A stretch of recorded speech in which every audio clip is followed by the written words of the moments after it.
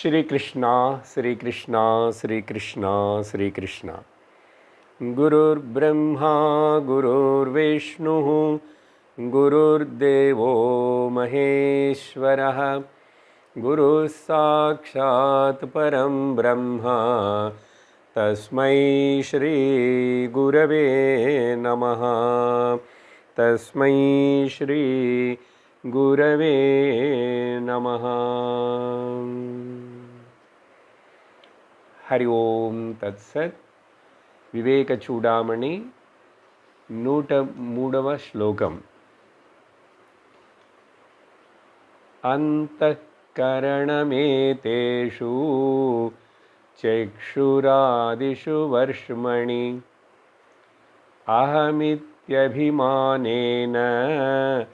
తిష్టత్యాభాసతేజసా।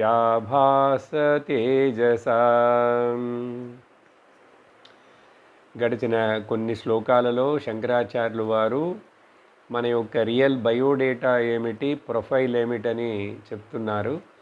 దాంట్లో స్థూల శరీరాన్ని గురించి వివరం విన్నాం. జ్ఞానేంద్రియములు, కర్మేంద్రియాలు, ప్రాణములు, సూక్ష్మ శరీరం అని చెప్పబడేటువంటి దాని భాగాలు, ఆ సూక్ష్మ శరీరంలో ముఖ్యంగా చెప్పబడేటువంటి అంతఃకరణము, అంతఃకరణమునందు చెప్పబడే 4 భాగాలు మనోబుద్ధి చిత్తహంకారాలు, వీటన్నిటినీ వరుసగా వివరిస్తూ వస్తున్నారు. గడచిన సత్సంగములో ముఖ్యంగా అహంకారమును గురించి వివరణను మొదలుపెట్టాం. ఈగో ఇది ఎక్కడ మనస్సులోనే, మన లోపలనే మనకే నేనని అభిమానపడుతున్నటువంటి ఒక భావన ఉంది, చూసారా? అది దాన్ని ఈగో అంటాం, అహంకారము అని. ఏం చెప్పారు 103వ శ్లోకంలో? అంతఃకరణములో ఉంటున్నటువంటి ఈ అహంకారము, దానికి కింద ఉన్నటువంటి ఇంద్రియములు, జ్ఞానేంద్రియములు, కళ్ళు, చెవులు, ముక్కు మొదలైనటువంటి జ్ఞానేంద్రియాలన్నిటితోటి, ఆ తర్వాత ఈ శరీరముతోటి తాదాత్మ్యము చెంది నేను అనేటువంటి ఒక అభిమానాన్ని, ఈ కళ్ళు నావి, ఈ చెవులు నావి, ఈ శరీరం నాది, ఇదంతా నేనని భావించుకుంటూ ఉంటున్నటువంటి ఒక అభిమానం ఏదైతే ఉందో, తిష్టతి యత్ ఆభాస తేజస. ఇది ఎట్లా, దేనివల్ల ఏర్పడింది అసలు ఈ భావన? అసలు ఈ మనస్సు అనేటువంటిది, బుద్ధి అనేటువంటిది ఈ ప్రతిబింబమే కదా ఇది. తేజస ఆభాసం అంటే బింబమైనటువంటి బ్రహ్మము, పరమాత్మను నుండి తీసుకొనబడిన ఒక ప్రతిబింబము మాత్రమే. ఆ ప్రతిబింబము ఈ విధముగా భావిస్తున్నది. మొన్న చెప్పాను, ప్రతిబింబం అనేటువంటిది నిజము కాదు. అద్దంలో చూసే మన ప్రతిబింబము నిజము కాదు. ఈ మనస్సు అనేటువంటి ఉపాధి, బకెట్ అనేటువంటి శరీరంలో, నీళ్ళు అనేటువంటి మనస్సులో పైన ఉన్న సూర్యుడు ఎట్లాగైతే ప్రతిబింబం ఇక్కడ ఏర్పడుతుందో, అలాగా బ్రహ్మ పరమాత్మ యొక్క ప్రతిబింబం ఈ బుద్ధి అనే మనస్సు అనే నీళ్ళలో ఏర్పడి, అది ఇప్పుడు తాను కూడా ఆ సూర్యుడిలాగానే కొంచెం కాంతిగా, వెలుతురుగా ఉంటుంది. అది కూడా మరలా మరొక ప్రతిబింబాన్ని క్రియేట్ చేయగలిగిన శక్తితోటి ఉంటుంది. కానీ నిజం కాదు. ఇదంతా మనం డిస్కస్ చేసాం.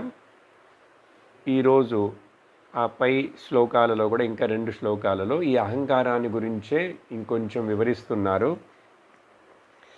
అహంకారస్స విజ్ఞేయః కర్తా భోక్తాభిమానమాన్యయం సత్వాదిగుణయోగేన చావస్థాత్రయమశ్నుతే.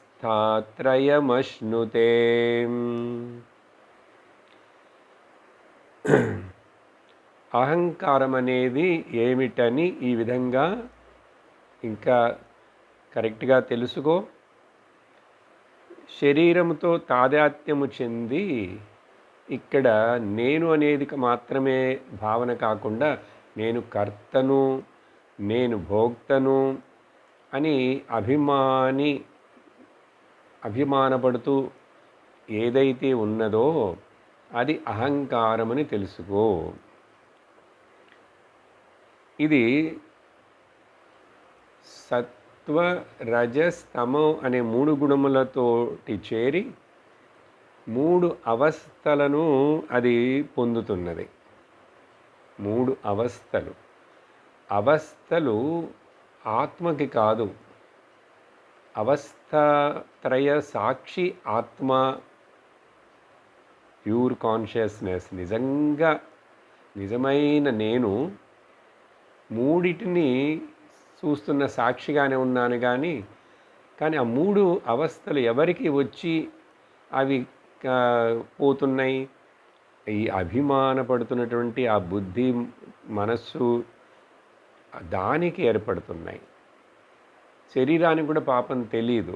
మనస్సు నిద్రపోతే ఈ శరీరం అట్లా పడుకుంటుంది. ఆ తర్వాత మనస్సు లోపల కళను చూసుకుంటుంది ఈ శరీరంతో సంబంధం లేకుండానే.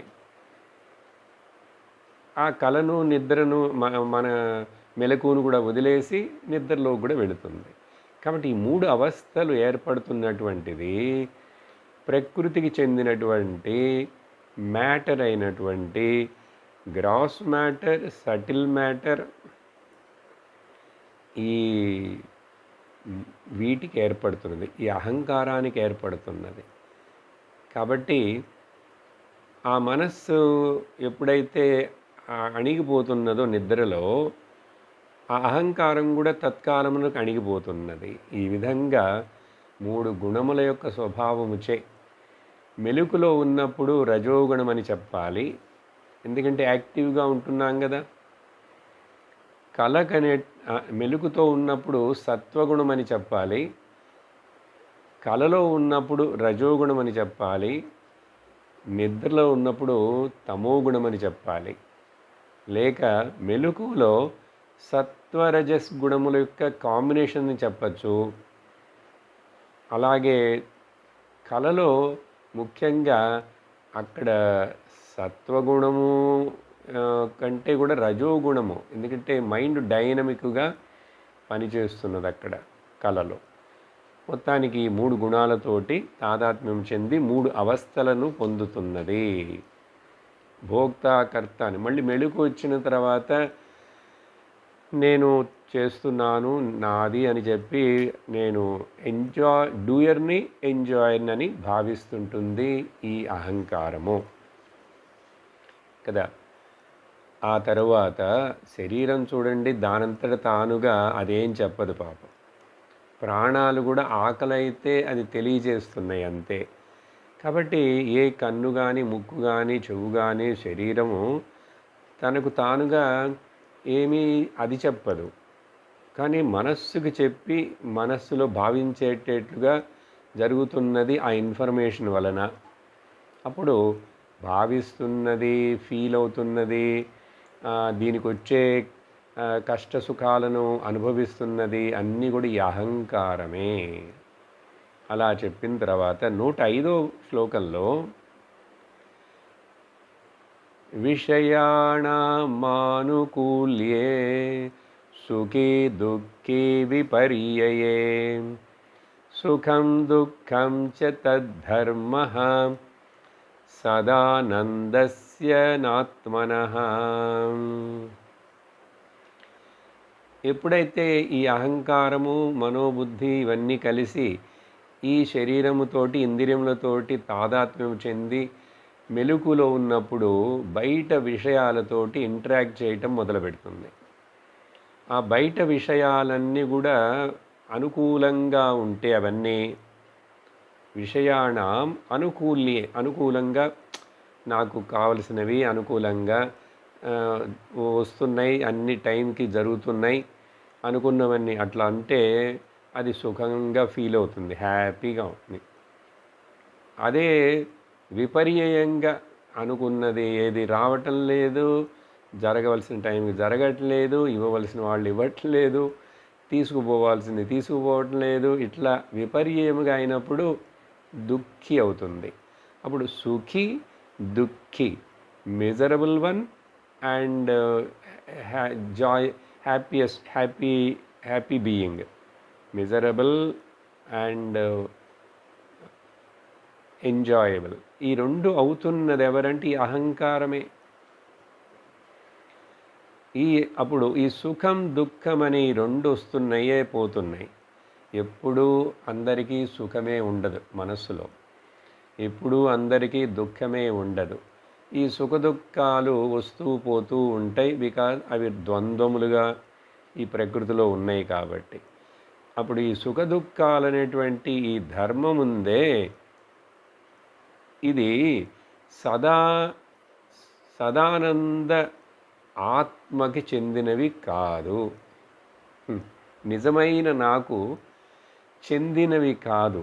అహంకారమైన నకిలీ, డూప్లికేట్, రిఫ్లెక్షన్ అయినటువంటి ఈ అహంకారానికి ఇవి ఉన్నాయి.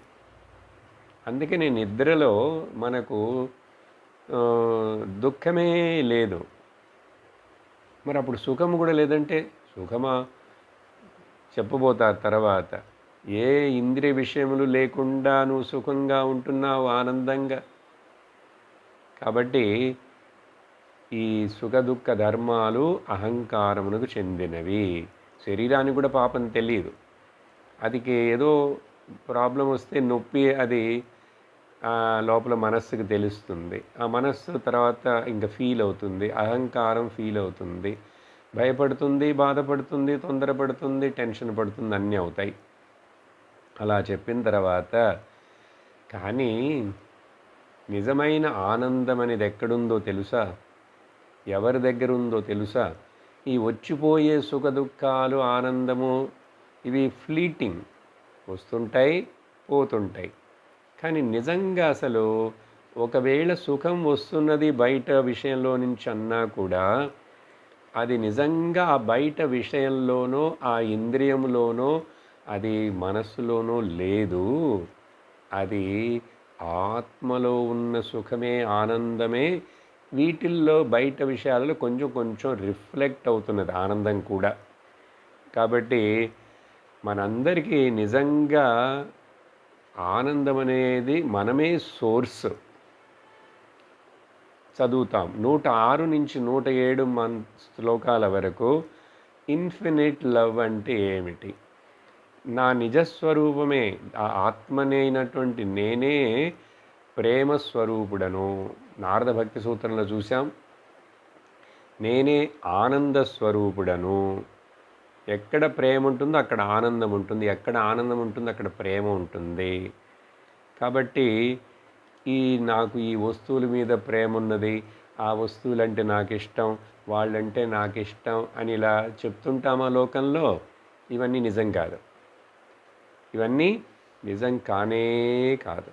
ఎందువలనంటే చూడండి 106వ శ్లోకంలో ఏం చెప్తున్నారంటే, ఆత్మస్వరూపమే ఆనంద స్వరూపమని నిరూపణం చేయటానికి మొదట ఈ శ్లోకంలో ఆత్మార్థత్వేన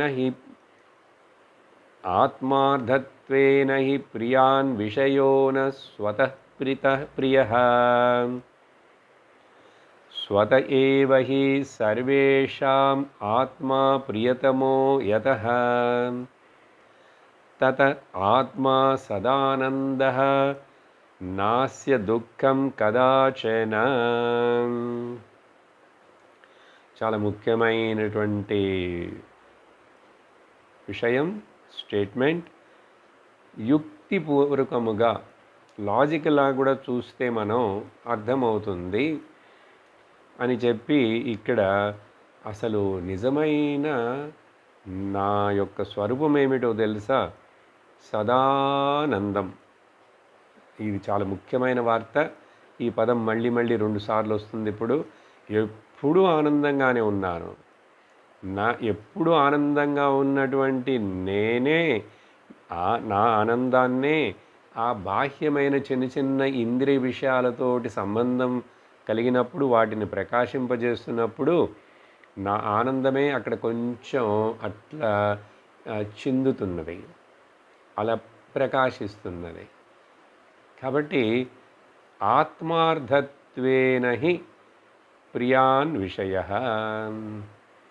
ఒకడికి ఏదైనా ఒక వస్తువు, ఒక మనిషి నాకు ప్రియం, నాకు ఇష్టమని చెప్తున్నాడంటే నిజంగా ఆ వస్తువు కోసం కాదు ఆ ప్రియం, తన కోసం.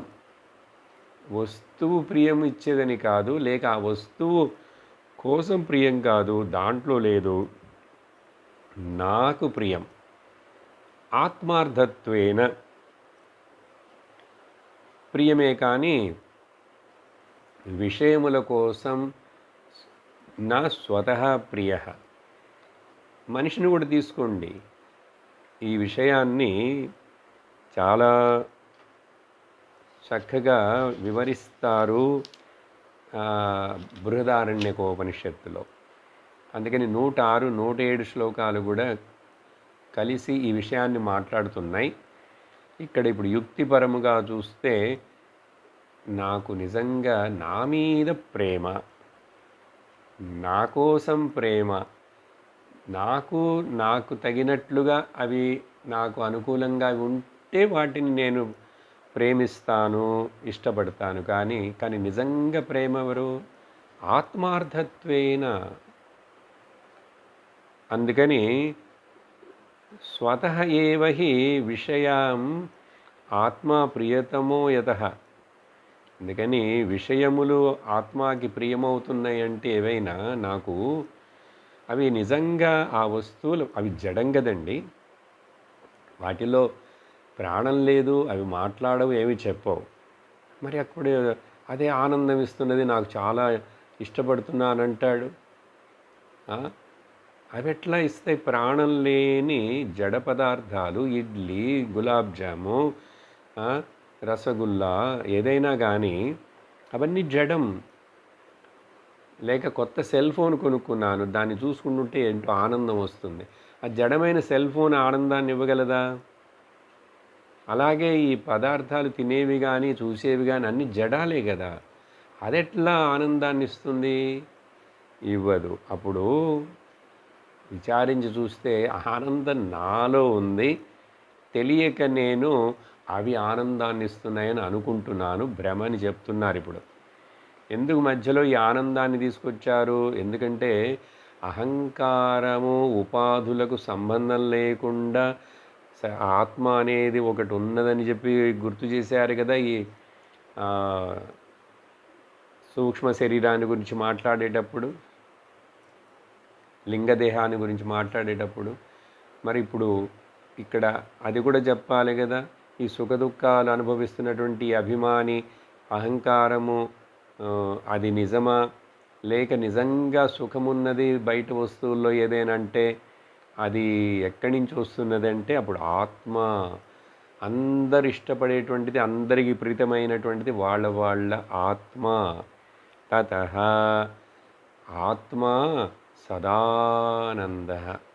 అందువలన ఆత్మ ఎప్పుడూ ఆనంద స్వరూపమే. కాబట్టి ఆ ఆత్మ కోసం ఇవేవైనా ఆనందాన్ని ఇస్తున్నట్టుగా ఉంటే అవి ఇష్టపడుతున్నాను. కానీ అది కూడా వాటిలో అసలు ఆనందం లేనే లేదు.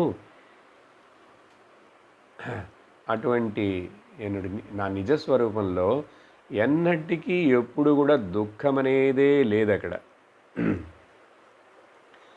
వచ్చిపోయేటువంటి ఫ్లీటింగ్ సుఖం దుఃఖం అనేటువంటిది ఆత్మలో లేనే లేదు. చూద్దాం, వచ్చే శ్లోకం కూడా కలిపి చదువుతుంటే మీకు ఇంకా కొన్ని వివరాలు చెప్తాను. ఇక్కడ సదానంద ఆత్మ, నేను అనేది మాత్రం అహం ఆనంద, అహం ఆనందోస్మి అని మొదట్లో ఒప్పుకుందామే, అర్థం చేసుకుందామే, అనుభవానికి తెచ్చుకోవచ్చు. ఇప్పుడు యుక్తిపూర్వకంగా ఇట్లా చెప్పారా. తర్వాత శ్లోకంలో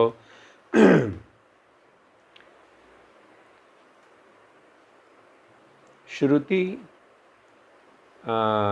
అనుభూతి, నీ సొంత అనుభవం చూసినా కూడా అది ఇక్కడ ప్రమాణంగా తీసుకోవచ్చు. లేక అందరికీ సహజంగా లోకంలో ఉన్నటువంటి విధంగా చూసినా కూడా మెజారిటీ అందరూ కూడా నిద్రలో ఉన్న ఆనందం చూస్తే ఒకటేగా ఉందని చెప్తారు. కాబట్టి 4 రకాలైన ప్రమాణాలను నువ్వు చూసినా కూడా నీకు ఆత్మయే ఆనంద స్వరూపము, ఆత్మలోనే ఆనందం అనేది తెలుస్తుంది అంటున్నారు. 107 చదువుతాం. యత్ సుషుప్తౌ నిర్విషయః ఆత్మానందోనుభూయతే శృతి ప్రత్యక్ష ఐతిహ్యం అనుమానంచ జాగ్రతి. ఈ 4 విధములుగా నువ్వు చూస్తే నువ్వు అర్థం చేసుకోవచ్చు. ఇక్కడ జాగ్రత్త అంటే తెలుసుకోవచ్చు, మనకు తెలిసిపోతుంది, అర్థమవుతుంది. ఏమిటవి? నిద్రలో చూడు, నిద్రలో ఉన్నప్పుడు నీకు ఏదైనా విషయములతోటి సంబంధం ఉందా? ఏ విషయమైనా సరే, ఏ ఇంద్రియము దానికి సంబంధించిన కరస్పాండెంట్ విషయము ఏది లేదు.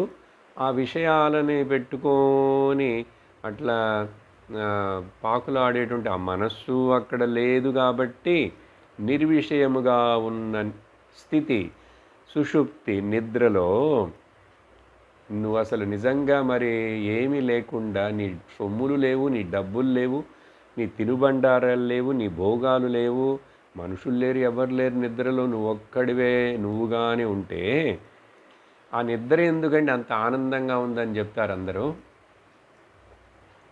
ఎవరైనా సరే ఇంతవరకు లోకంలో నేను బాగా నిద్రపోయినాను, నాకు చాలా దుఃఖంగా ఉందని అంటాడు ఎవడైనా?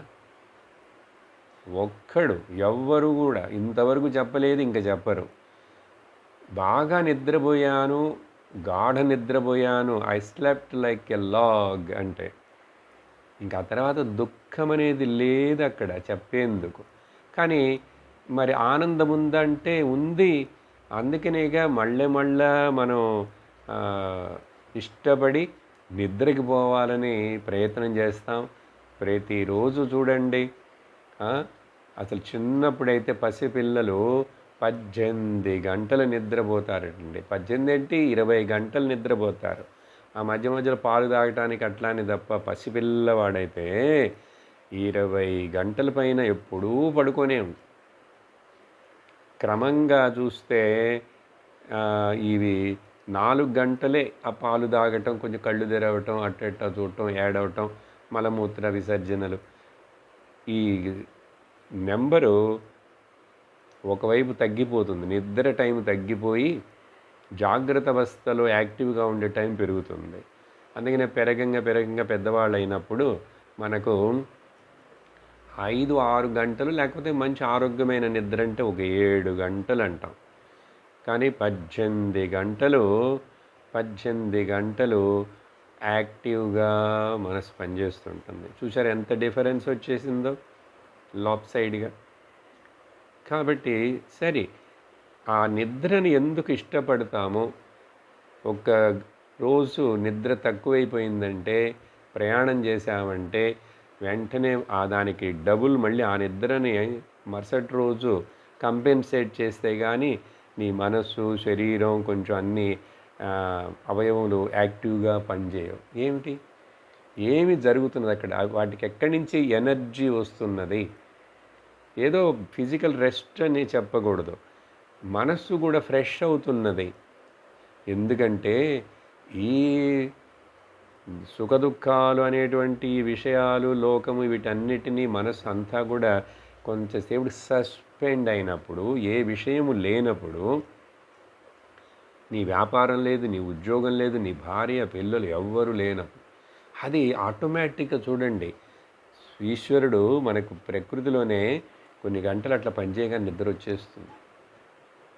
అంటే అప్పుడప్పుడు మధ్యలో కానీ, లేక రాత్రి 6 గంటలు 7 గంటల సేపు మన ఆత్మలోకి మనం వెళ్ళి విశ్రాంతి తీసుకుంటున్నాం. నేనుగా ఉండి ఆనందాన్ని పొందుతున్నాం. అది జస్ట్ విశ్రాంతి, రెస్ట్ అని చెప్పకూడదు. అందుకే నీకు చెప్పాను, నిద్రలో ఉండే ఆనందం. మరొకటి చెప్పండి, లోకంలో నాకు ఆ డబ్బులున్నవాడు కానీ, లేక స్త్రీ పురుష భోగాలు అనుభవిస్తున్నవాడు కానీ, లేక బాగా తిండి ఇష్టపడేవాడు, బట్టలు, సొమ్ములు ఏవైనా సరే, వీటన్నిటి యొక్క ఆనందము గొప్పదా? లేక 6 గంటల సేపు నిద్రలో నువ్వు పొందే ఆనందం గొప్పదా? లాజిక్, స్వానుభవం, అనుభూతి చూస్తే అందరికీ తెలుసు, అందరూ కామన్గా చెప్తారు కాబట్టే బాగా ఫ్రెష్గా నిద్రపోయినాను. అందరు అదే సమాధానం చెప్తారు. 10 మందిని అడగండి, నీ నిద్ర ఎట్లా ఉంది, నువ్వు ఎట్లా నిద్రపోయినావు అంటే, నిద్రపోయానంతే, బాగా నిద్రపోయానంటాడు. ఆ నిద్ర ఒక రోజు రాకపోతే ఏదైనా టెన్షను, భయము, వీటన్నిటితోటి మనసు కలతపడుతూ ఉంటే ఎంత యాతన చూడండి, నరకం. అందుకని ఈ రోజుల్లో చాలామంది ఆ నిద్ర పట్టక నరక యాతన పడుతుంటారు. ఇంకా దానికి ట్యాబ్లెట్స్ వేయాల్సి వస్తుంది. ఆ మనస్సు విషయాలను, సందర్భాలను వాటన్నిటినీ వదలటానికి ఇష్టపడట్లేదు. వదిలిపెట్టలేక వాటిని అంతగా గాఢంగా పట్టుకుంది గట్టిగా. అందుకని నిద్ర తక్కువైపోతుంది. అందుకని వయసు పెరగ కూడా మనుషులకు ఆలోచనలు ఎక్కువ ఉంటాయి కాబట్టి కొంచెం ప్రకృతి పరంగానే నిద్ర తగ్గుతుంది. వయస్సు పెరిగి నిద్ర కొంచెం తగ్గితే పర్వాలేదు, కానీ నాకు టెన్షను, భయము, దుఃఖము వలన నాకు నిద్ర పట్టట్లేదండి, అవే ఆలోచనలు వస్తున్నాయి, అదే గుర్తొస్తున్నదంటే ప్రాబ్లం. అది నీ శరీర ఆరోగ్యాన్ని, నీ మనసు ఆరోగ్యాన్ని అన్నిటినీ దెబ్బతీసేస్తుంది. ఏమిటి దాంట్లో ఉన్నట్టు? డాక్టర్లు కూడా హాస్పిటల్లో ఏ పేషెంట్కైనా మొదట వీడిని కొంచెం సెటరేట్ చేయాలంటే కొంచెం ఏదో ఒక నిద్రపోయే మందిస్తే నొప్పికి కానీ వాటికి కానీ వీటికి కానీ కొంచెం అన్నీ సెటరేట్ అవుతాయి. చూసారా? అలాగే పసిపిల్లలకి ముఖ్యంగా వాళ్ళు కూడా దేనికో కారణం లేకుండా ఏడుస్తున్నాడు, ఇట్లా అట్లా ఏదైనా ఉన్నా కూడా నిద్రపోయారంటే చాలా వరకు ఆ రోగాలన్నీ కూడా కొంచెం సెటిల్ అవుతాయి. ఏంటంటే అక్కడ రెజునేషన్, రెస్ట్ అనేటువంటిది ఆ నిద్ర ఆత్మ యొక్క టచ్ వలన ఆత్మలోకి నేనుగా అయిపోయాను. అక్కడ మనస్సు అక్కడ తత్కాలత్తకి అన్మానిఫెస్ట్ అయింది కాబట్టి ఎంత ఆనందం అండి. చూసారా? చాలా ముఖ్యమైన విషయం. ఎందుకు ఇంతసేపు మాట్లాడుతున్నారు అదే గురించి, మాకు తెలియదా అనకూడదు. తెలుసు. చింతించావు ఎప్పుడైనా? ఏమిటి ఆ నిద్రలో ఉన్నంత ఆనందం అంత గొప్పది. నేను ఒకడికి ఇస్తాను, ₹1,00,00,000 ఇస్తాను, నువ్వు నిద్రపోకంటే ఒకరోజు నిద్రపోకుండా ఉంటాడు, 2 రోజులు నిద్రపోకుండా ఉంటాడు. అవి లెక్కించుకుంటూనే ఉండు. ఎంతసేపు చూస్తాడు? ఏ విషయ సుఖమైనా సరే కొంచెం సేపే. ఏ సినిమా అయినా కానీ, ఏ ఇంద్రియ భోగమైనా సరే, ఏదైనా సరే కొంచెం సేపు తర్వాత టైర్డ్ అయిపోతాం, శాచురేటెడ్ అయిపోతాం. ఆ తర్వాత తెలియకుండానే నాకు వద్దు ఇది అంటాం. అంత బాగా నిద్ర వచ్చేస్తున్నది, ఇంకా అన్కంట్రోల్డ్గా అన్నప్పుడు అతడికి ఇదిగో చూడు, ఈ సొమ్ములు పెట్టుకో, ఈ డబ్బులు లెక్కేసుకో అంటే వద్దు, అవన్నీ రేపు చూసుకుందాం, వదిలేసాయి అనేసి అక్కడ పడేసేసి అట్లా నిద్రలోకి వెళ్ళిపోతాడు. చూసారా? సహజంగానే మనకు దేనితోటి సంబంధం లేకపోతే మనం ఆనందంగా ఉండగలమనేటువంటిది మనకే ప్రకృతిలోనే మన శరీర మనస్సులే మనకు నేర్పిస్తున్నాయి. దాన్ని గుర్తించి, అందుకనే శాస్త్రంలో ఈ కళ గురించి, నిద్ర గురించి చాలా డిస్కషన్, వివరణ ఉంటుంది. సరే, ఇంతవరకు అర్థం చేసుకుంటే ఇక్కడ ఏం చెప్తున్నారు? సుషుప్తి అవస్థలో ఒక విషయము లేనందువలన అక్కడ మరి నువ్వు ఆనందంగా ఉందంటున్నావే, అది ఆత్మ ఆనందం నువ్వు అనుభవిస్తున్నావు. కానీ నిద్ర లేచిన తర్వాత నీకు అది ఎట్లా చెప్పాలో, ఎలా వర్ణించాలో తెలియదు. ఎందుకంటే అది విషయ ఆనందం కాదుగా వర్ణించడానికి. అందుకనే ఎంతమందిని మీరు ఇంటర్వ్యూ చేసినా సరే బాగా నిద్రపోయాను, కొంచెం బాగా అంటే ఏంటి చెప్పే, వర్ణించు అంటే ఎవరైనా వర్ణించగలడా? వర్ణించలేం. అందుకని ఆత్మానందమును వర్ణించలేము, కానీ గుర్తించవచ్చు. అట్లా గుర్తించటాన్ని అనుభూతి అన్నారు. అందరికీ అదే. అందరికీ అదేనికి ఐహితికం, ఐతిహ్యం. ఆ? ఐతిహ్యం అంటే ఇలా అందరికీ అది ఆ, సహజంగా ఉంది. బీదవాడు, ధనవంతుడు, ఆ, ఆ, అందమైనవాడు, చిన్నవాడు, పెద్దవాడు, క్షత్రియుడు, బ్రాహ్మణుడు, ఏదైనా భేదం ఉందండి? అందుకనే ఆయన పాడాడు అన్నమాచార్యుల వారు, నిండాదరాజు నిద్రించు నిద్రయు ఒక్కటే, అండనే బంటు నిద్ర అదియును ఒక్కటే. చూసారా? అందుకని నిద్రలో అందరు సమం అంటే ఏంటి అర్థం? ఆత్మ ఒకటే, అదే అందరి అందున్నది. అది గుర్తించాలంటే ఈ విధంగా నువ్వు మొదట ఈ ఉపాధులను డిస్కార్డ్ చేయటం నేర్చుకోవాలి.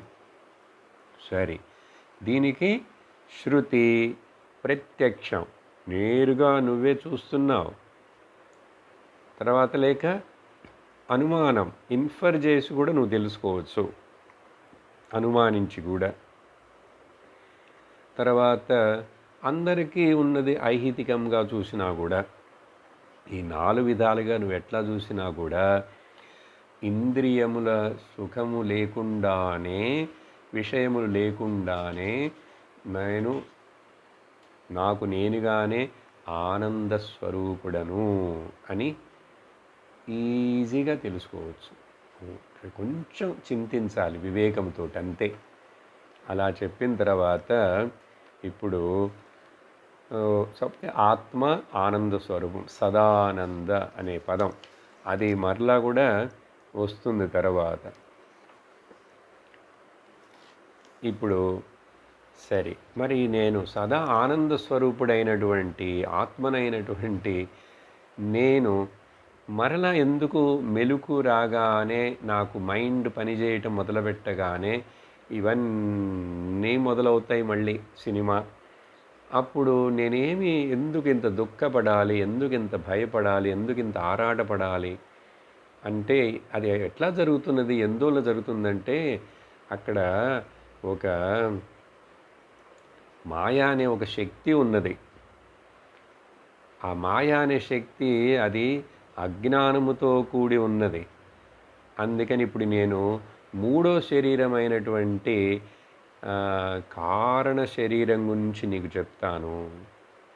చూడండి, స్థూల శరీరాన్ని గురించి మాట్లాడేశాం, దాంట్లో భాగాలన్నీ.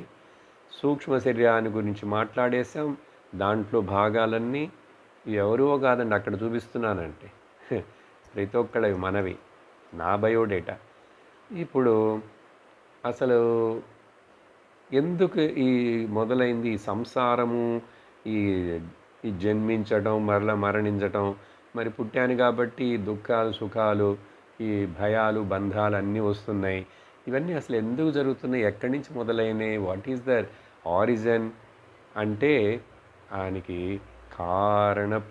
కారణ శరీరం. వెస్ట్ లెవెల్లో చెప్తేనేమో శరీరం అంటామండి, మొత్తం సమష్టి లెవెల్లో చెప్పేటప్పుడు ప్రపంచం అంటాం, అంతే భేదం. స్థూల ప్రపంచం, సూక్ష్మ ప్రపంచం, కారణ ప్రపంచం, కాజల్ బాడీ. ఇది వీటిలాగా గుర్తించడం కష్టం, కొంచెం విని అర్థం చేసుకోవాలి అంతే. ఎందుకంటే స్థూల శరీరాన్ని బాగా ఈజీగా చూసేసాం, నా చేతులు, నా కాళ్ళు, నా కళ్ళు అన్నీ నేను అద్దంలో కూడా చూసుకుంటా. సూక్ష్మ శరీరాన్ని, మనస్సుని అంతగా మనం అర్థం చేసుకోవాలి కానీ చూడలేం. వాళ్ళ ప్రవర్తన, మాట్లాడేది, లేక నా మనసులో నాకే తెలుసు ఆలోచనలు వస్తున్నాయి, పోతున్నాయి, మంచి చెడు అని కొంచెం గుర్తిస్తాను. ఈ కారణ శరీరం ఇంకా కొంచెం సూక్ష్మం. అది ఎందుకు దీన్ని కారణ శరీరం అని పిలిచారంటే, ఏదైతే స్థూల సూక్ష్మ శరీరాలకు, జాగ్రత్త స్వప్న అవస్థలకు కారణభూతంగా ఉన్నదో అది కారణ శరీరం. అర్థమైందా? ఇది ఏమిటి అంటే దాన్ని స్పెషల్గా ఏదో చెప్పి వర్ణించలేం. అది మాయ అందుకని ఇక్కడ ఇప్పుడు మాయ అంటే ఏమిటి, కానీ ఇండైరెక్ట్గా చెప్తున్నది దేని గురించి? Causal body. అసలు ఎక్కడి నుంచి ఎందుకు ఈ శరీరం మొదలైంది, వచ్చింది, ఎవరు చేస్తున్నారు? మొదటము పంచభూతాలు అన్నాం, అవన్నీ సృష్టించబడిన అన్నాం. సరే, అది భగవంతుడు ఎవరో సృష్టించినా కూడా అది అన్నీ మంచివిగానే సృష్టించవచ్చుగా. ఎందుకు కొన్ని వచ్చేవి, కష్టమైనవి, చెడ్డవి, మంచివి ఎందుకు ఇట్లా సృష్టించడం అని క్వశ్చన్లన్నీ వస్తాయి. వీటన్నిటికి ఆన్సర్ చెప్పాలంటే అసలు సృష్టి లేదు బాబు నిజంగా, కానీ ఉన్నట్లుగా భ్రమిస్తున్నావు. ఈ భ్రమను కలిగిస్తున్నటువంటి ఈ సృష్టి ఉన్నట్లుగా దీన్ని ప్రొజెక్ట్ చేసినటువంటి ఒక శక్తి ఏమిటి అంటే, అది సమష్టిలో చెప్పేటప్పుడు అసలు బ్రహ్మం మరి ఆనంద స్వరూపం, సచ్చిదానంద స్వరూపం, బ్రహ్మ ఏకమన్నప్పుడు మరి ఇదంతా ఏమిటంటే ఇదంతా మొత్తం ఒక ప్రొజెక్షన్. ప్రొజెక్షన్ అంటే ఏంటి? ప్రొజెక్ట్ చేయబడింది అంతే, నిజంగా లేదు. కళ నిజంగా ఉందండి, కానీ కళ ప్రొజెక్ట్ చేయబడింది. ఎవరి చేత? మైండ్ చేత. అప్పుడు నిద్రాశక్తి అనే చిన్న శక్తితోటి ఒక చిన్న మైండ్ అది కళను ప్రొడ్యూస్ చేసినట్లే సమష్టి లెవెల్లో ఆ ఈశ్వరుడు మాయాశక్తితోటి ఈ ప్రపంచాన్ని ప్రొజెక్ట్ చేస్తున్నాడు. అప్పుడు ఏం చెప్పచ్చు? ఈశ్వరుడి యొక్క కళ ఈ ప్రపంచమంతా. సో ఈశ్వరుడు యొక్క కళలో ప్రొజెక్ట్ చేయబడినటువంటి ఆ ప్రపంచమంతా మనకు మెలకుగా తెలుస్తున్నది. జాగ్రత్తగా అర్థం చేసుకోవాలి. The dream of the Ishwara is the waking for us. సరి, 108వ శ్లోకాన్ని చదువుతాను. శంకరాచార్యుల వారు చాలా చక్కటి అర్థాన్ని ఇస్తున్నారు. ఈ మాయ అంటే ఏమిటి, దాని గురించి యాక్చువల్గా మాట్లాడలేము, చెప్పలేము, వర్ణించలేము, కానీ కొన్ని పదాలతోటి నీకు వివరించడానికి ప్రయత్నిస్తామని శాస్త్రం అంటుంది. అందుకని మొదట ఏం చెప్తున్నారు చూడండి. అవ్యక్తనామ్ని పరమేశ శక్తి అనాద్య విద్యా త్రిగుణాత్మికా పర కార్యానుమేయ సుధియైవ మాయ యయా జగత్ సర్వమిదం ప్రసూయతే. మొదట ఒక్కొక్క పదాన్ని సింపుల్గా చెప్తాను. ఒక్కొక్క పదం అసలు మొదట ఏం చెప్పాలంటే మీకు ఆ చిన్న పదం మాయ అంటే మేయం, మెజర్మెంట్. ఏదైనా మెజర్ చేయటానికి ఉన్నట్లుగా ఇక్కడ కనిపించేట్టు చేస్తుంది, కానీ మాయను మెజర్ చేయలేం. ఇంకొక అర్థం ఏంటి చెప్తామంటే యా మా సా మాయ. ఏది లేదో అది మాయ. లేని దాని గురించి ఎందుకండి మరి మాట్లాడటం? మరి మాట్లాడాలి, ఏం చెప్పాలి? నీకు ప్రపంచం ఉన్నది, ఈ జాగ్రత్త ప్రపంచం సత్యమని నువ్వు అనుకుంటున్నావు కదా. కళ అంటే నువ్వే లేదని చెప్పి నెగెట్ చేస్తున్నావు. నీకు ప్రాబ్లం అంతా ఎక్కడ? జీవితం అంటే పెద్ద సమస్య, జీవితం పోరాటం అని ఎందుకు అవుతున్నది? మెలకువని నువ్వు సత్యమని అనుకుంటున్నావు. సరే, ఒకటి అవ్యక్త నామ్ని. ఇది వచ్చి కంటికి కనపడేటువంటి ఏదో ఒక వస్తువులాగా అట్లా ఉండదు. అన్మానిఫెస్టెడ్. దీని పేరు అన్మానిఫెస్టెడ్. అది పుట్టనే లేదుట. అందుకని చెప్పాను, అది లేనే లేదు, కానీ ఉన్నట్లు కనిపిస్తున్నట్లు మనకు తోచేట్లుగా చేస్తున్నది చూడండి. ఏమిటిది? పుట్టినటువంటి అవ్యక్త అనే పేరు ఉన్నది. ఇది పరమేశ శక్తి, పరమాత్ముడి అందే. పరమాత్మ అంటే ఇక్కడ బ్రహ్మనే, బ్రహ్మని యొక్క ఇంటర్నల్ ఆ హిడెన్ పొటెన్షియాలిటీ, ఆ శక్తికి పేరు మాయ. శక్తి, ఈ పురాణాలు కథలు చెప్పేటప్పుడు శక్తి లేకుండా శివుడు ఉండడు, అందుకని శివశక్తులు ఇద్దరు కలిసే ఉంటారు అని అట్ట చెప్తాం. అని చెప్పి అప్పుడు శివుడు శక్తి రెండు వేరు వేరా? కాదు. శక్తిమాన్ యొక్క శక్తే ఆయనలో ఉన్నది. అందుకని శక్తిమంతుడు శక్తి కంటే వేరుగానే ఉన్నాడు, ఆయనలో అది కలిసే ఉన్నది. ఈ రెండు కాదు. పరమేశ శక్తి, ఆ పరమేశ శక్తి ఇది ఎప్పుడు నుంచి ఉందండి ఆయన దగ్గర అంటే ఇది అనాది, బిగినింగ్లెస్గా ఉంది. ఇప్పుడు పరమేశ శక్తి అంటే నేను నోరు తెరిచి మాట్లాడేంత వరకు నేను మాట్లాడగలను, నాకు మాట్లాడటం వచ్చని మీకు తెలుస్తుందా? తెలియదు కదా. అప్పుడు నాలో ఉన్నటువంటి మాట్లాడగలిగినటువంటి ఆ శక్తి నేను ఎప్పుడు మాట్లాడటం మొదలు పెడతానో అది వ్యక్తమవుతుంది. అప్పటి వరకు అది అవ్యక్తముగానే ఉంటుంది. కాబట్టి ఆ పరమేశ్వరుడిలో ఉన్నటువంటి శక్తి, బ్రహ్మంలో ఉన్నటువంటి శక్తి అది ఎప్పుడు వ్యక్తం అవటానికి తయారైనప్పుడు అక్కడ ఆ పరమాత్ముడు, ఈ బ్రహ్మనికి పేరు ఈశ్వరుడు అయిపోతాడు. మాయా సహిత బ్రహ్మనికి పేరు ఈశ్వరుడు అంటాం. ఇది అనాది, బిగినింగ్ ఎప్పుడు నుంచి ఉందండి ఇది అని అడగకూడదు. ఎందుకంటే ఈ మాయకి మరొక పేరు అజ్ఞానం అంటాం. అజ్ఞానం ఎప్పటి నుంచి ఉందంటే దానికి అట్లా ఆన్సర్ లేదు, అది అనాదిగా ఉంటుంది. కాబట్టి దీనికి మరొక పేరు అవిద్య. అందుకని చెప్పాను అవిద్య, ఇగ్నోరెన్స్, బిగినింగ్లెస్, అండ్ అది అన్మానిఫెస్టెడ్. ఒక రకంగా చూస్తే అది వ్యక్తమే కాలేదు, మరొక చూస్తే వ్యక్తమైనట్లుంటుంది. కొంచెం కష్టంగా ఉంటుంది, మొదట్లో అర్థమవుతుంది. కొంచెం ఓపికతోటి సహనంతో వినండి. తర్వాత 3 గుణాలతో కూడి ఉండేది ఇది. ఈ మాయ అంటేనే, అజ్ఞానం అంటేనే, అవిద్య అంటేనే, ప్రకృతి అంటేనే ఇది 3 గుణాలతో కలిసి ఉంది. కానీ గుణాల కంటే అది సుపీరియరే, పరంగానే ఉంది. దీన్ని ఎట్లా మరి తెలుసుకుండేది అంటే దాని యొక్క కార్యములను చూసి అది కారణమని గుర్తించాలంతే. కార్యానుమేయ సుధియైవ గమ్య.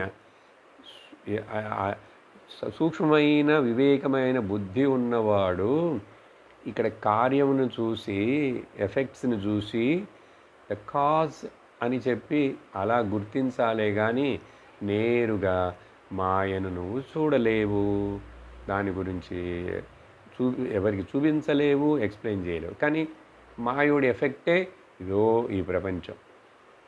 ప్రొజెక్టర్ నా వెనకాల ఎక్కడో ఉంటుంది, ఆ బొక్కలో నుంచి వాడు సినిమా వేస్తాడు.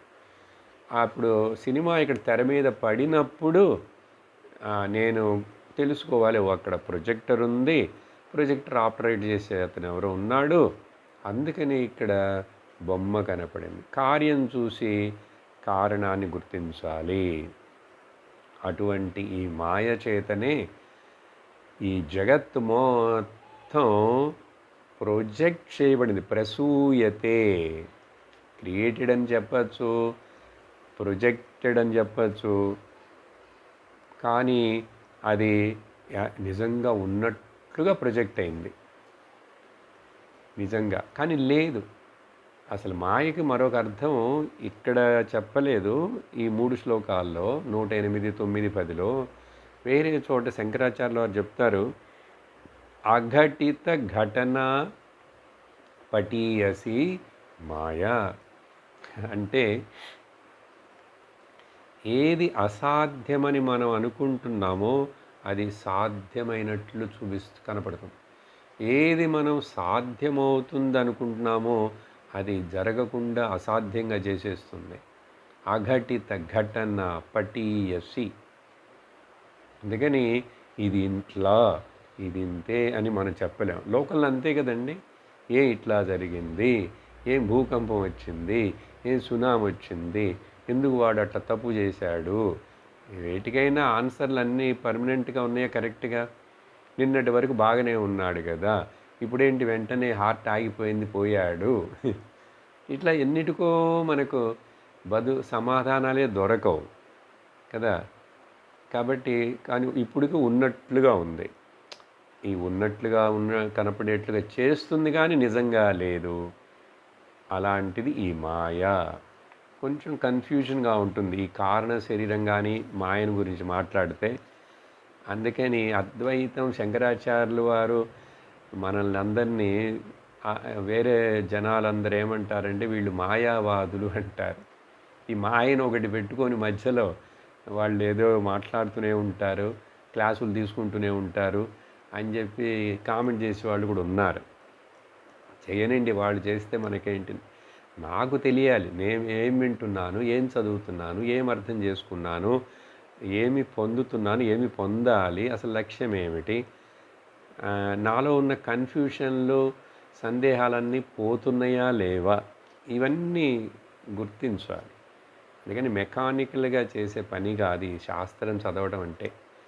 సరే, అలా చెప్పి తర్వాత శ్లోకంలో ఏమంటున్నారంటే, మీకు ఈ మధ్యలో నేను బృహదారణ్యకం అని చెప్పాను కదా, అక్కడ ఆనందం ఆత్మస్వరూపం అని, అక్కడ 2 ఉదాహరణలు చెప్పాలి, మధ్యలో వదిలేశాను. ఏమిటంటే, ఎలా ఒక మనిషికి తన మీద తనకి ఎక్కువ ప్రేమని చెప్పచ్చు అంటే, యాజ్ఞవల్క్యుల వారు మైత్రేయి తన భార్య అయినటువంటి శిష్యురాలకి చెప్తున్నారు, మైత్రేయి విను, ఇక్కడ తెలుసుకో, ఆత్మనస్తు కామాయ సర్వం ప్రియం భవతి.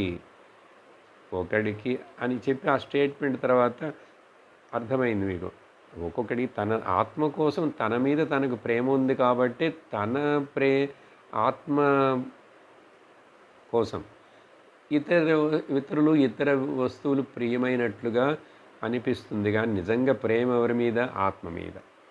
దీనికి ఉదాహరణ చెప్తాను. ఒక ధనవంతుడు ఇంట్లోంచి బయటికి వెళ్ళాడు, పక్కనే అనుకుంటా పెద్ద బిజినెస్, ఇంట్లో అనుకోకుండా నిప్పు పుట్టుకుంది, పరిగెత్తుకు వచ్చాడు తెలిసి.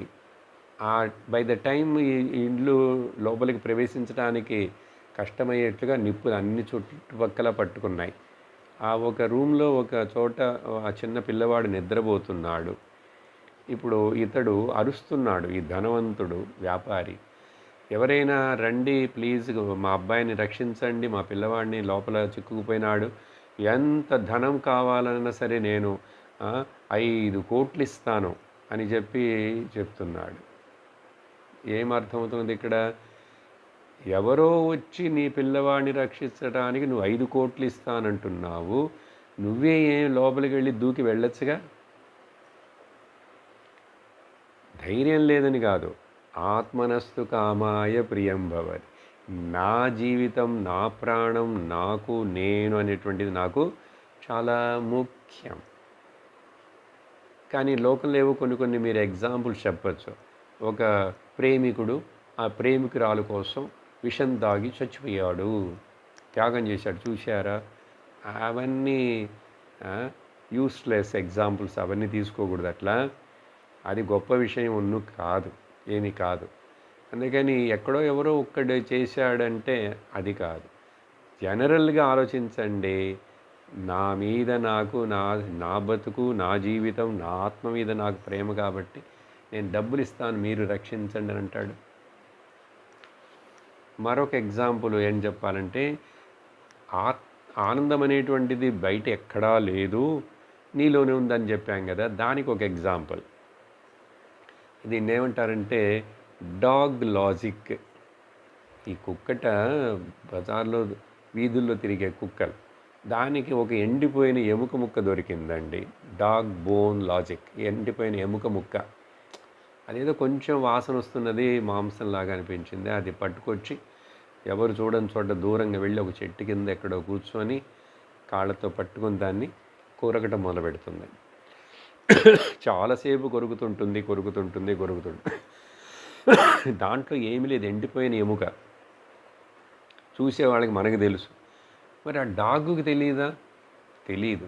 దేనికంటే దాని లాజిక్ ఏంటంటే, అది కొరకటం మొదలుపెట్టిన తర్వాత ఎండిపోయిన షార్ప్‌గా ఉండేటువంటి ఆ బోను, అది గట్టిగా కొరకంగా ఈ కుక్క యొక్క నోట్లో దాని దవడలే చిగుళ్ళకే గుచ్చుకొని, దాంట్లో నుంచి రక్తం రావటం మొదలుపెట్టి, ఆ రక్తాన్ని అది చప్పరిస్తూ, "ఏయ్! ఈ ఎముకలోంచి చూడు ఎంత మాంసం వస్తున్నదో" అని చెప్పి భ్రమించి, నాలుకంత పుండయ్యేంత వరకు, నోరంత పుండయ్యేంత వరకు అలా కొరికి ఆ చివరికి ఇంకా కొరకలేక అప్పుడు మంట మొదలైన తర్వాత అది వదిలేస్తుంది. ఇప్పుడు చెప్పండి, డాగ్ ఏమనుకుంటున్నది? ఈ ఎముకలో ఉన్నది ఆనందమని. నిజంగా అక్కడుందా? అక్కడి నుంచా వచ్చింది? అది తన నోటిలో ఉన్న తన రక్తాన్నే ఆస్వాదిస్తూ ఉన్నది. అలాగే అసలు ఏ వస్తువులో నుంచి ఆనందం మనకు రాలేదు. నేనే ఆనంద స్వరూపుడని. నేనే యుఏపి అన్ఇంటరప్టెడ్ ఆనంద సప్లై, యుఏఎస్ అన్ఇంటరప్టెడ్ ఆనంద సప్లై, నాట్ ఎలక్ట్రిసిటీ. కాబట్టి నేను ఆనందం కోసం, ఏది కోసం సహజంగా చెబుతాం, రక్షణ, శాంతి, సుఖం, దీనికోసం దేని మీద నేను ఆధారపడక్కర్లేదండి. ఇది తెలుసుకోవాలి. దానికోసం ఈ చదువంతా ఇలా చెప్పి అది మధ్యలో గుర్తొచ్చింది. ఇప్పుడు ఆ విషయం కంప్లీట్ అయింది. సరే, ఇక్కడ అలా చెప్పిన తర్వాత శంకరాచార్యులు వారు 109వ శ్లోకంలో ఏం చెప్తున్నారంటే, ఇది ఇంకా చూడు, దీని విషయం ఏమిటంటే ఈ మాయ యొక్క విషయం. సన్నాప్యసన్నా ఉభయాత్మికానో భిన్నాప్యభిన్నా ఉభయాత్మికానో సాంగాప్యనాంగా ఉభయాత్మికానో మహా అద్భుత అనిర్వచనీయ రూప. It is very wonderful. ఈ మాయ వండర్. ప్రపంచంలో నువ్వు అనుకుంటున్నటువంటి, నీకు అనిపిస్తున్నటువంటి ఈ వండర్స్ అన్నిటికీ కారణమైన ద వండర్ మోస్ట్ ఈ మాయ. ఆ మాయ చేతనే నీకు ఇక్కడ వండర్మెంట్స్ అన్నీ కనపడుతున్నాయి. కానీ ఏ వండర్మెంట్ కూడా నిజం కాదు. నిజం కాదు, అవన్నీ మాయమైపోతాయి. ఎందుకంటే మాయ చేత చూపబడినటువంటి వండర్స్ అన్నీ మాయమైపోతాయి. మాయ చేత చూపబడేటువంటి ఒక పెద్ద వండరే ఈ world. World is a wonder projected by that magician maya. అప్పుడు ఈ వరల్డే ఒక ప్రొజెక్టెడ్ వండర్ అయితే అది ఉండదు, పోతుంది. వరల్డే పోతున్నప్పుడు ఇంకా దాంట్లో మంచి చెడు, ఆ తర్వాత అది వండరు, ఇది వండరు, 7 వండర్స్ ఆఫ్ ది వరల్డ్. ఏంటయ్యా మాట్లాడతావు? ఇవన్నీ అజ్ఞానం చేత ఇవన్నీ సత్యం అనుకుంటూ. అందుకని సరే, ఈ మాయను గురించి ఇట్లా చెప్దామా అన్నీ ప్రశ్నిస్తూ అడుగుతున్నారు. దీన్ని ఇది సత్ అని చెప్దామా? సత్ అంటే ఉన్నది, నిజమని. లేక లేదు అది లేదు నిజంగా. చెప్పాను కదా, యామ సామాయ, అది సత్తు కాదు. దాన్ని సరే అసత్తు లేదని చెప్దామంటే లేదు, అట్లా కూడా చెప్పలేం. సరే అండి, ఉన్నదని చెప్పాలి లేక లేదని చెప్పాలి. ఏదేంటి రెండు అని చెప్దామా? పోని ఉన్నది లేదు, అట్లా కూడా చెప్పలేం దాన్ని. తర్వాత ఇది బ్రహ్మము ఆత్మ కంటే భిన్నంగా ఉందా? వేరుగా లేదు, అది ఒకటిగానే ఉంది. బ్రహ్మంలోనే వేరుగా ఉందని చెప్పలేం, బ్రహ్మంలో ఒకటిగా ఉందని చెప్పలేం. మరి ఏం చెప్తామంటారు? రెండని చెప్పుకుందామా? లేదు, ఉభయం అని కూడా చెప్పలేం. తర్వాత దీనికి పార్ట్స్ ఉన్నాయని చెప్పచ్చా? మాయలో పార్ట్స్ ఉన్నాయి, అంగాలు. లేదు, మాయలో అంగాలు పార్ట్స్ లేవు. మరి ఇంత మాయే కదండి ఇంత పెద్ద ప్రపంచాన్ని చాలా లోకాలు, చాలా ఊర్లు, అమెరికా, ఇండియా, చైనా, రష్యా, చాలా చాలా పార్ట్స్ ఉన్నాయిగా. నువ్వు అనుకుంటున్నావు పార్ట్స్ ఉన్నాయని, అవన్నీ నిజంగా లేవు. సరే, అప్పుడు ఏది లేదంటారా? లేదు లేదు, లేదని చెప్పలేం. భాగాలు ఉన్నాయని చెప్పలేం, భాగాలు లేవని చెప్పలేం, రెండు ఉన్నవి లేవని కూడా చెప్పలేం. పోండి సార్, మీకు మాట్లాడటం చేత కాలేదు, మీకు రీసెర్చ్ చేయటం చేత కాలేదు, అందుకని మేము ఈ మాయని రీసెర్చ్ చేస్తామంటాడు. ప్రపంచంలో లౌకికంగా చూస్తే జరిగే రీసెర్చ్ అంతా ఈ మాయను గురించి. దీంట్లో ఒక ముగింపు, ఒక కంక్లూషను, ఒక తీర్మానము, ఒక తీర్పు రాదండి, రానే రాదు. ఇది మీరు నమ్మకపోతే మీకు వేదాంత ప్రయోజనం పడదు. ఇది నమ్మితే ఏంటి ప్రయోజనం అంటే, నువ్వు చక్కగా శాంతితోటి ఆనందంగా, రక్షణ, సుఖంగా, శాంతిగా ఉంటావు. ఇది కావాలా వద్దా నీకు? కావాలంటే ఇది అర్థం చేసుకో. అందుకని ఈ లోకంలో, ప్రకృతిలో నువ్వు ఏ రీసెర్చ్ చేసినా సరే అది మాయలో చేసేటువంటిది. మాయ అనేది ఏం చెప్పాం? అది లేదు కానీ ఉన్నట్లు నీకు భ్రమింపజేస్తుంది. ఇల్యూషన్ అంటారు. దీనికి చాలా ఉదాహరణలు చెప్తే మీకు బాగా తేలిగ్గా అర్థమైపోతుంది. వేరే సందర్భాల్లో చెప్పాను అక్కడక్కడ, ఇప్పుడు మళ్ళీ సందర్భం వచ్చినప్పుడు చెప్తాను. అర్థమైందా? ఇప్పుడు ఇక్కడే ఒకటి చెప్తాను. ఇది ఉన్నది సత్ అని చెప్పలేం, లేదు అని చెప్పలేం. ఎట్లా? ఉన్నదంటే అది ఎప్పుడూ ఉండాలండి. ఉన్నది సత్యం అంటే ఎప్పుడూ ఉండాలి. అప్పుడు ఉండాలి, ఇప్పుడు ఉండాలి, తర్వాత కూడా ఉండాలి. మాయ అట్లా ఉందా?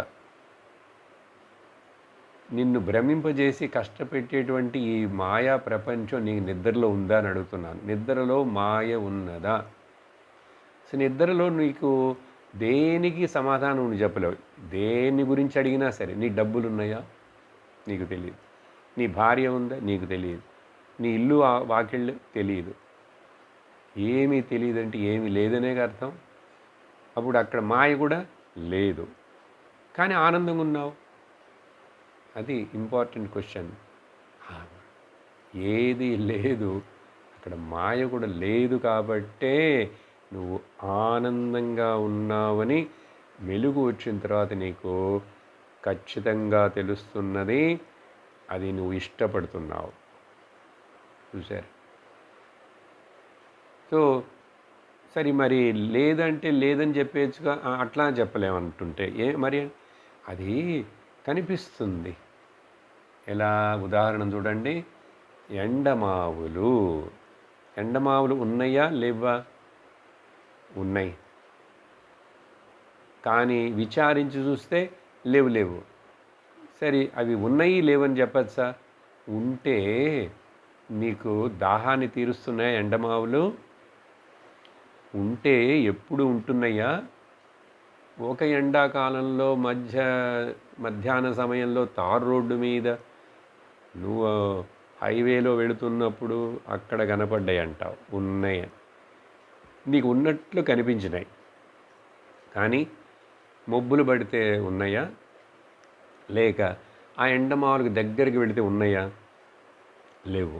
ఇప్పుడు ఏం చెప్పాలి మరి? ఉన్నవి అని చెప్పలేం, లేవు అని చెప్పలేం, ఉన్నవి లేవని కూడా చెప్పలేం. అసలు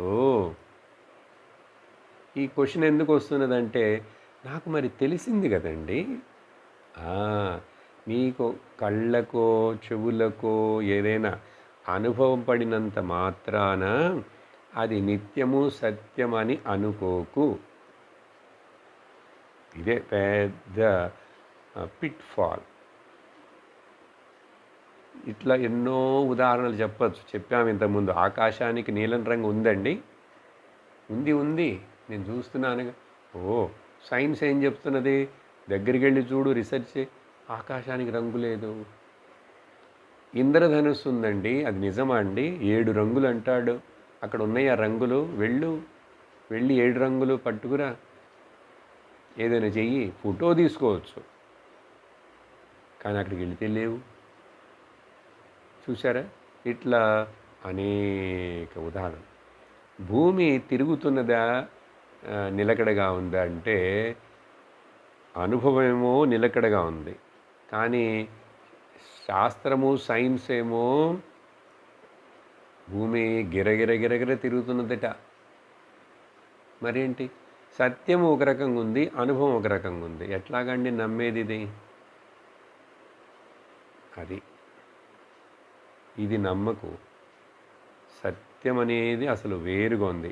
ఎవరు ఇవన్నీ చూస్తున్నాడు, ఎవరికి ఇవి తెలుస్తున్నాయి, ఉన్నది అని తెలుస్తున్నది, కొంచెం తర్వాత ఎండమావులు లేవని తెలుస్తున్నది. ఆ చూస్తున్న తెలుసుకుంటున్న కాన్షియస్ అయినటువంటి నువ్వు, ఎరుక అయినటువంటి ఉనికి ఎరుక, నువ్వు ఉన్నావు, నువ్వు తెలుసుకుంటున్నావు. కాబట్టి నువ్వు సత్యం. ఆ నువ్వు అనేటువంటిది ఏంటి? ఈ శరీరం కాదు.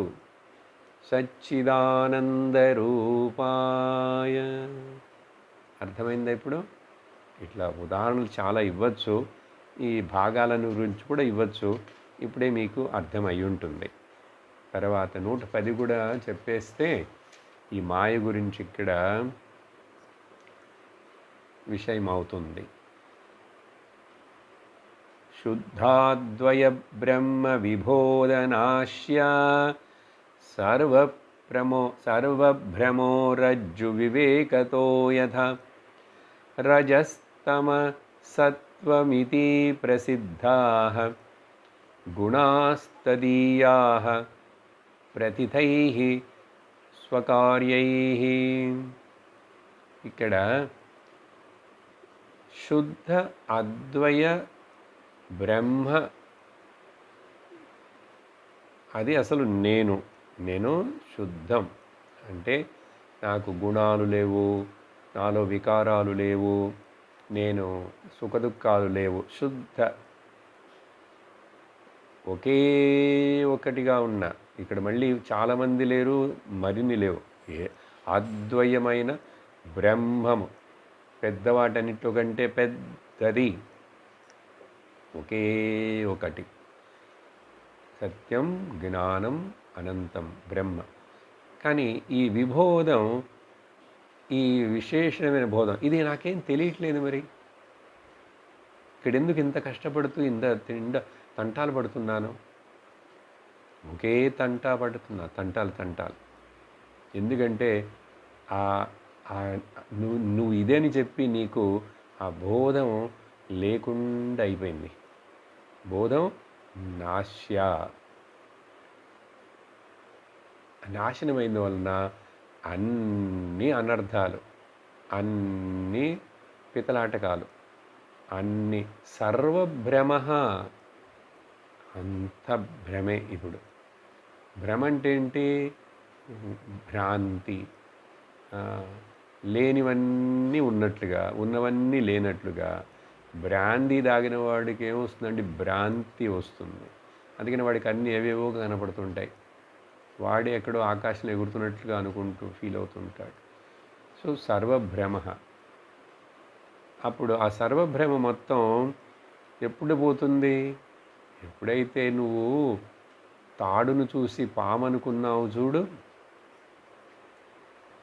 కానీ నువ్వు విచారించావు ఇప్పుడు, ఓ ఇది తాడు పాము కాదని నువ్వు ఎప్పుడైతే తెలుసుకున్నావో పాము భ్రమ పోయింది ఇప్పుడు. అలాగే అదేవిధంగా ఏం చేయాలి? ఇక్కడ రజః తమః సత్వమితి 3 గుణాలతోటి ప్రసిద్ధముగా పనిచేస్తూ ఇక్కడ ప్రొజెక్ట్ చేస్తున్నటువంటి గుణాః తదీయాః, వాటి పనులను ఇక్కడ చాలా ప్రతితైః స్వకార్యైః, ఇవన్నీ కూడా వాటి ఫంక్షన్స్ని చేస్తున్నాయి గుణాలు. కానీ అవి నిజం అనుకోకు, అది అర్థం. ఇక్కడ పనిచేస్తున్నాయంటే ఉన్నాయంటారా? మరి ఉన్నాయంటే కలలు లాగా, ఉన్నాయంటే రిలేటివ్లీ రియల్, అసలు నువ్వు అబ్సల్యూట్ కదా, నీలో లేవు. ఇంకా దీని గురించి కొంచెం రాబోయే శ్లోకాలలో శంకరాచార్యులు వారు వివరిస్తారు. ఎక్కువ మరి ఆలోచిద్దాం తర్వాత. ఓం పూర్ణమద పూర్ణమిదం పూర్ణాత్ పూర్ణముదచ్యతే పూర్ణస్య పూర్ణమాదాయ పూర్ణమేవావశిష్యతే.